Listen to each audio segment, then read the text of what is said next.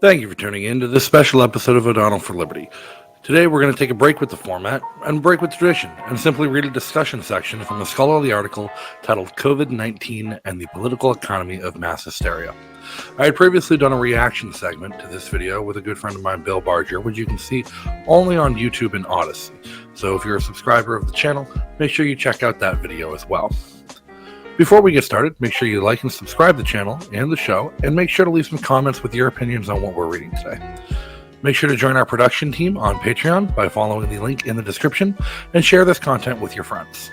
If you want to read along, the link to this paper is available in the description below. But now we're going to get right into it.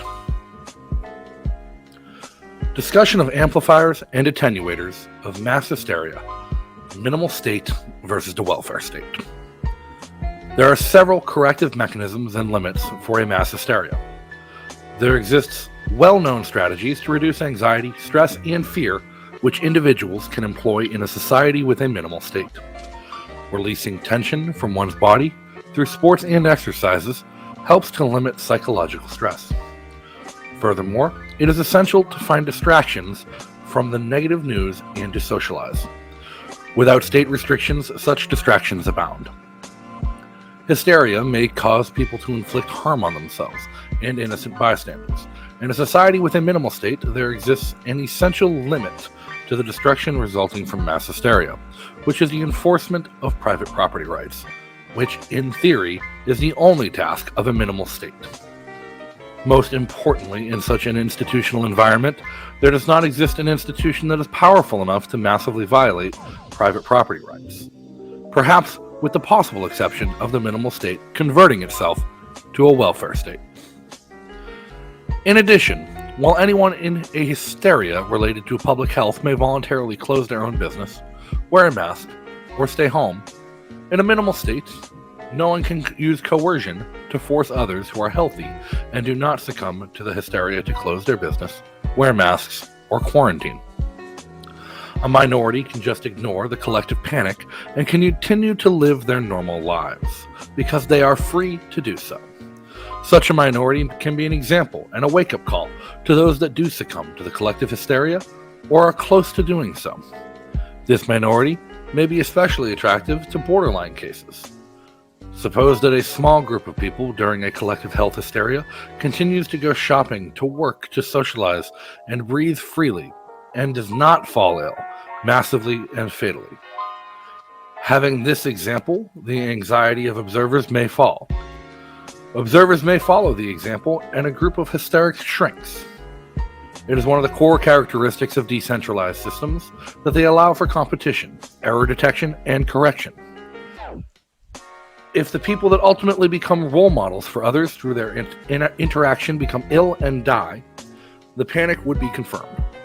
However, if there really is a hysteria, and the threat is imagined or exaggerated, the fortune of the role models will be on average much better than is expected by those that succumb to the hysteria.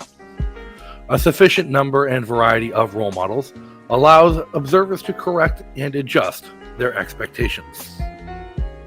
Thus, there exist important limits for mass hysteria to harm life and liberty in a minimal state. Moreover, natural mechanisms that reduce stress, anxiety, and hysteria can operate freely. Decentralized competition for solutions alleviates pressure to conform and facilitate breaking out of hysteria. Competition allows discovering information about the real danger of the perceived threat. While the havoc inflicted by collective hysteria is limited by the protection of private property rights in a private law society or a minimal state, such limits can easily be overcome by a modern welfare state. In fact, a well-organized group that has been infected by collective hysteria may be in charge of the state or get control of the state apparatus. In such a position, this group can impose measures on the rest of the population, inflicting almost unrestricted harm. It must be taken into account here that a welfare state can also be a state which is bound by the rule of law, and in which repressive interventions by the executive can be lifted by the judiciary. However, there exists the danger that in a collective panic, the protection of basic liberties guaranteed in constitutions will be abrogated by emergency measures, and the judiciary will succumb to the mass hysteria, failing to lift the repressive interventions. The empirical evidence during the COVID-19 crisis demonstrates that basic liberties were not defended in welfare states. In general, the greater the coercive power of the state, the more harm can be inflicted on society in a mass hysteria. It could be argued that infection with a virus would constitute a negative technological external effect. However, the only task of a minimal state is to protect private property rights. It is not the task of minimal state to protect its citizens against all risks of life, such as getting a cold or the seasonal flu. In a minimal state, citizens are free to decide which risks they want to assume, be they driving a car, doing bungee jumping, or engaging in social interaction.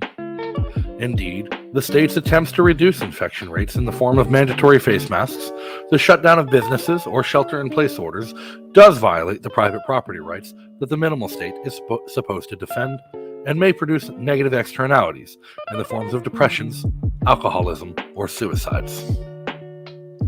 While in a private law society and in a minimal state, there are mechanisms that help to limit and reduce mass panics.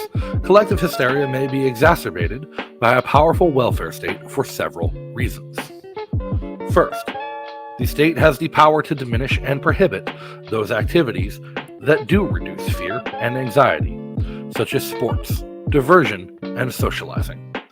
During the COVID-19 crisis, states used their coercive power to impose social isolation, thereby contributing to anxiety and psychological strain, both ingredients that spur mass hysteria. In order to shield against biopsychological infections, the population should exercise regularly, have quality sleep, have a balanced nutrition, and maintain strong connection with other people. Governments around the world mandated lockdowns and masks during the COVID-19 crisis, making it more difficult for citizens to do any of these things. More specifically, social distancing imposed by governments reduces strong social connections, and mandatory masks prevent expressing friendliness and compassion, thereby decreasing psychological resilience. Second, the state, by its very nature, takes a centralized approach to solving problems. It is true that a welfare state is not necessarily a completely centralized state. The USA and the Federal Republic of Germany, both of which are welfare states, have substantial federal structures, and these federal structures can lead to competition and regulations and in dealing with the source of mass hysteria, which leads to better solutions. Moreover, the existence of competing states on the international level allows experimenting with different solutions. During the COVID-19 crisis, for instance, the approach of Sweden provided evidence of the results of alternative approaches. Generally speaking, the more decentralized the political structure, the more intense the possible competition.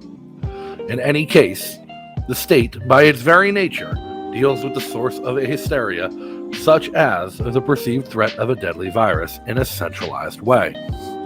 The state is a monopolist of coercion in a given territory. As the state imposes solutions to the problem, there is no or only very limited experimentation of alternative ways to solve the problem. People that oppose the state's approach to the problem because they have not succumbed to the hysteria are suppressed. They cannot demonstrate alternative ways to solve the crisis, as these alternative ways are prohibited by the state. When alternatives are ruled out, groupthink increases. Groupthink is a psychological force that fosters consensus, suppressing dissent, and the evaluation of alternatives to the collective narrative. Groupthink has been considered responsible for political fiascos such as the Vietnam War or the Watergate cover-up by Irving Janis. Lockdowns during the COVID-19 crisis may be another fiasco candidate, as their effectiveness is disputed. Group pressure can modify and distort judgments, as has been shown by the Ash experiments. The human inclination toward conformity aids hysteria spread. Indeed, groupthink helps to explain the phenomenon of mass hysteria. Mass hysteria can be considered a form of groupthink. Due to group pressure and groupthink, hysteria feeds itself as no alternatives are shown to people. The information necessary to address the problem cannot be generated in a decentralized way in the market, which is a problem inherent in socialism. Third, in a modern welfare state, the media may be politicized. This politicization restricts the existing competition between the media. There are several mechanisms that channel and even restrict media competition.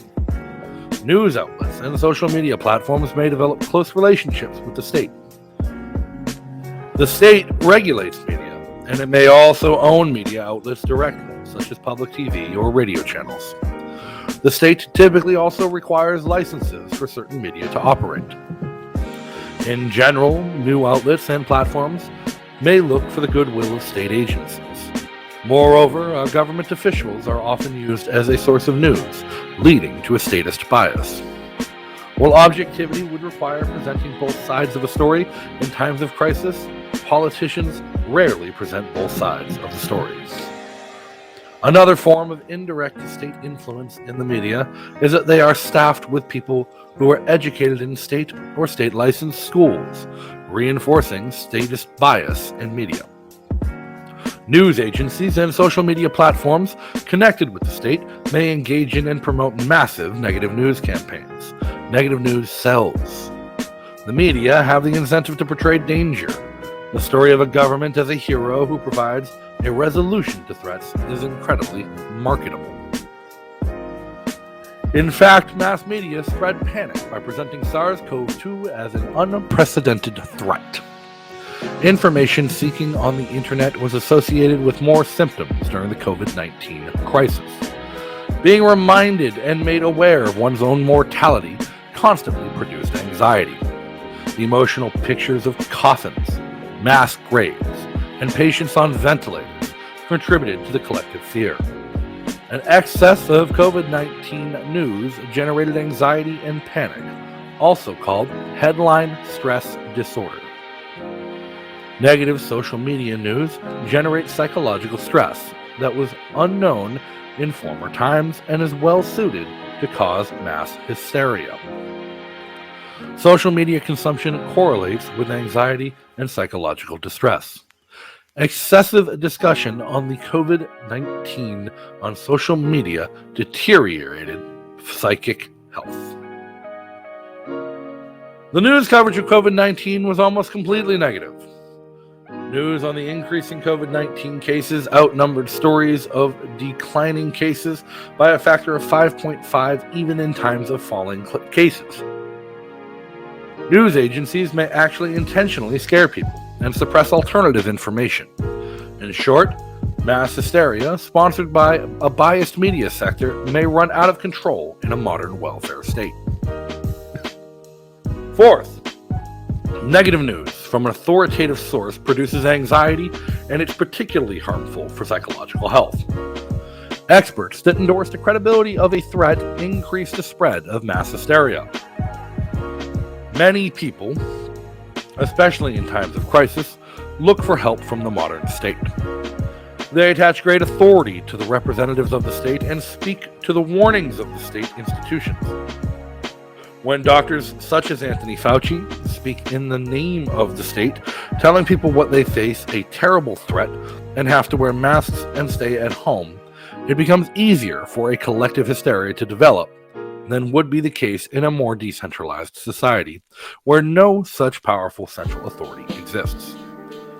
Indeed, Dr. Fauci exaggerated the dangers of COVID-19, delivering a message of panic to the public. In a U.S. congressional hearing on 11 March 2020, the mortality rate of the coronavirus was exaggerated. Information bias and selection bias led to the estimation that the mortality rate of the coronavirus would be 10 times higher than the mortality rate of the seasonal influenza. There was a confusion of the case fatality rate, which is the proportion of deaths amongst confirmed cases of a disease, and the infection fatality rate, which is the proportion of deaths relative to the prevalence of infection within a given population. Estimations of infection fatality rates are based on blood tests. Estimations of infections include undiagnosed, asymptomatic, and mild infections. The infection fatality rate is normally much lower than the case fatality rate. In the congressional hearing on 11 March 2020, the infection fatality rate of the seasonal influenza was compared to the estimated case fatality rate of the coronavirus, leading to the alarming statement that the coronavirus would be 10 times more deadly than the seasonal influenza. This false statement, coming out of Congress, and with its authority, greatly contributed to generate anxiety and panic. Another factor that may make modern societies more susceptible to mass hysterias is that the role of religion in society has been reduced. The fear of death is usually alleviated by religion because religions typically consider that there is a life after death. The state in democracy has been elevated to a quasi-religious level. The state appears as an alternative to God, without the promise of an afterlife. When turning away from religion, people start to fear death more. And a strong fear of death is another factor that contributes to panic, disorders, and mass hysteria. As Eric von Kuhnert-Lieden has put it, it is difficult to fear death if one is very pious. It is difficult not to worship health if one fears death. It is difficult to enforce general health without large-scale state intervention, and it is equally difficult to imagine an increased state intervention without a loss of liberties. This does not mean that a strong state never rely on religion. The authoritarian regimes of the interwar period, such as Austria, Poland, Franco's Spain, all relied on religion and had characteristics of welfare states. However, empirical research found that in countries with higher welfare spending, people are less religious, suggesting that individuals substitute religious services for state services. Religious beliefs, however, have been shown to increase psychological well-being. Without a spiritual framework provided by religion and a belief in an afterlife, there is a tendency for fear of death to increase, and for the population to become more responsive to psychological problems and mass hysteria. Fifth, the state may actively want to instill fear in the population, thereby contributing to the making of mass hysteria. Illustrating this point is the leakage of an internal paper of the German Department of Interior during the first weeks of the COVID-19 crisis. In the paper, the state experts recommend that the government should instill fear in the German population. In order to spread fear, the paper endorsed 3 communications strategies. First, the state authorities should stress the breathing problems of COVID-19 patients because human beings have a primordial fear of death by suffocation, which can easily trigger panic. Second, the experts emphasized that the fear should also be instilled in children, even though there is next to no risk to children's own health. However, children could get easily infected by meeting and playing with other children. According to the report, children should be told that when they infect their parents and grandparents in turn, they could suffer a distressful death at home. This communication advice intended to invoke anxiety and feelings of guilt. Instilling guilt is another measure used by governments to make the population more supportive. The recommended message instills fear of being responsible for infecting others who die a distressful death. Third, the German government was advised to mention the possibility of unknown, long-term, irreversible health damage caused by SARS-CoV-2 infection and the possibility of a sudden and unexpected death of people who were infected. All these communication recommendations were intended to increase fear in the population. Fear, at the end, is an important foundation of a government's power. As Henry H. Mencken put it, the whole aim of practical politics is to keep the populace alarmed, and hence clamorous to be led to safety, by an endless series of hobgoblins, most of them imaginary. The overreaction of government to a perceived threat then fosters anxiety. It lies in the interests of a government to emphasize citizens' vulnerability to external and internal threats, because the state's legitimacy and power rest on the narrative that it protects its citizens against such dangers. While the threat strategy is generally beneficial to government, fear is a double-edged sword. Fear can also turn people against the state. Panic and mass hysteria can even lead to a total destabilization of a regime. Anecdotal evidence of this is the Grand Pure during the French Revolution, when rumors of aristocrats planning to starve the population led to general panic and uprisings against the regime. Fear and anxiety have been an important factor in human evolution and have an important function. However, the evolutionary functions of fear can be manipulated to secure dominion and control. Fear gives power over the fearful. The relationship between politics and fear has been widely studied. The ancient Greek historian Polybius claimed that in order to control the masses, rulers had to instill fear and work with horror images. The Roman writer Sallust pointed out that those who want to exercise power have to decide between generating fear or suffering from fear. In recent times, the war against terror has been evoked by some authors as an example of reinforcing excessive fears in the population in order to increase the government's power. Brzezinski points out, constant reference to a war on terror did accomplish one major objective. It stimulated the emergence of a culture of fear. Fear obscures reason, intensifies emotions, and makes it easier for a demagogic politician to mobilize the public on behalf of the policies they want to pursue. A culture of fear results from governments instilling fear in the general public to achieve its political goals, exploiting the negativity bias of the human brain. Typically, governments are helped with their threat narrative by the media. As Robert Higgs points out, the news media buy insurance against government retribution by playing along with whatever program of fear-mongering the government is conducting currently. Sensationalist media also support the government's fear strategy because they allow it to get the public's attention.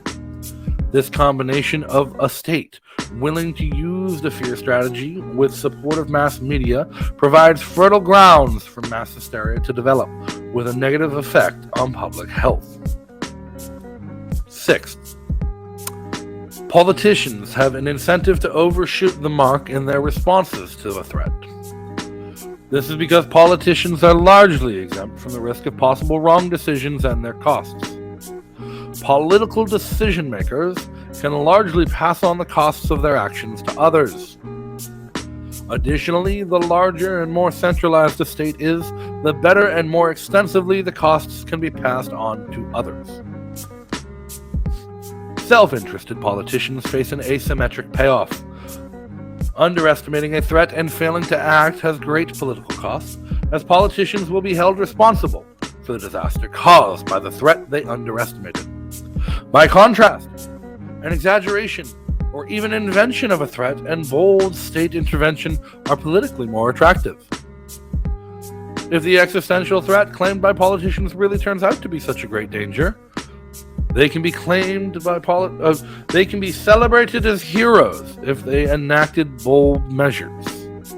If the cost of these measures ultimately turn out to be excessive compared to the actual danger, then the politicians do not have to bear the costs of the wrong decision, but can pass it on to the rest of the population.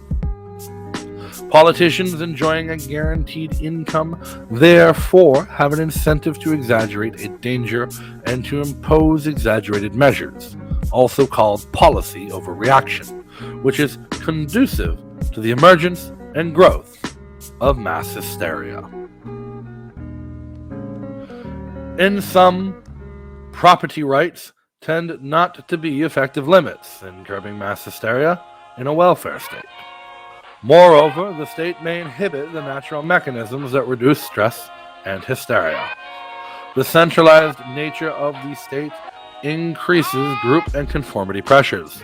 Politicized mass media and negative messages from official state agencies can further increase psychological pressure. Finally, the state may intentionally want to increase anxiety, and politicians have incentives to make bold decisions and exaggerate the threat. Mass hysteria can have enormous public health costs in terms of psychological stress, anxiety, and even physical symptoms. To these costs must be added indirect adverse health effects from alcoholism, suicides, or damage from deferred treatment and delayed recognition of illness. Policy failures in mass hysteria can lead to the economic decline and poverty, which in turn negatively impacts public health and life expectancy. Studies of mass hysteria have mostly focused on outbreaks in localized settings of schools and businesses. However, in the digital age of global mass and social media, the possibility of a global mass hysteria exists, a phenomenon that has not yet been studied. Our study of the political economy of mass hysteria draws on the well-established psychological phenomenon of mass hysteria and applies it to new and innovative context of global mass hysteria, for which no literature yet exists. More specifically, we analyzed how the political system can influence the likelihood and spread of mass hysteria in a digitized and globalized world based on economic principles. We discussed how the state and its size increase the likelihood of mass hysteria by comparing an idealized minimal state with an idealized welfare state, addressing a previously completely unexplored research question. Our findings are highly relevant and important because the policy failures induced by mass hysteria are potentially catastrophic for public health. We found that the size and power of the state contributes positively to the likelihood and extensions of mass hysteria. The more centralized and the more power a state has, the higher the probability and extension of mass hysteria. In a minimal state, there exists self-correcting mechanisms that limit collective hysteria. The enforcement of private property rights limits the harm inflicted by those that succumb to the hysteria. The state, thanks to a fuzzy public sector and its soft power, by contrast amplifies and exacerbates mass panics, potentially causing important havoc. What are temporarily locally limited, isolated outbreaks of mass hysteria, the state may convert into a global mass hysteria for an extended period of time. Recent development in information technology, and particularly the use of social media, as well as a decline of religion, have made societies more prone to the development of mass hysteria. Unfortunately, once a mass hysteria takes hold of the government, the amount of damage the hysteria can inflict to life and liberty surges as the state's respect for private property and basic human rights is limited. The violation of basic human rights in the form of curfews, lockdowns, and coercive closures of businesses has been amply illustrated during the COVID-19 crisis. Naturally, the COVID-19 example is indicative rather than representative, and its lessons cannot be generalized. During the COVID-19 crisis, several authors have argued that from a public health point of view, these invasive interventions, such as lockdowns, have been unnecessary, and that indeed detrimental to the overall public health. In fact, prior scientific research on disease mitigation measures during a possible influenza pandemic had warned against such invasive interventions and recommended a more normal social functioning. Moreover, in reaction to past pandemics, such as the Asian flu of 1957 to 1958, there were no lockdowns, and research before 2020 had opposed lockdowns. From this perspective, the lockdowns have been a policy error. We've shown that these policy errors may well have been produced by a collective hysteria. To which extent there has been a mass hysteria during the COVID-19 crisis is open for future research. In order to prevent the repetition of policy errors similar to those during the COVID-19 crisis, one should be aware of the political economy of mass hysteria developed in this article and the role of the state in fostering mass hysteria. Public health is likely to be affected negatively by state interventions during a mass hysteria due to policy error. Thank you for listening along, everybody. It's a fascinating read. A fascinating read. Again, check the link in the description. Read along for yourself. Read the rest of the article yourself. And make sure you leave some comments in the description to let me know what you think about it. What are your opinions? Were they on the ball? Did they get anything wrong? I don't know. And the only way we will is if you point it out. Until next time, everybody, be free.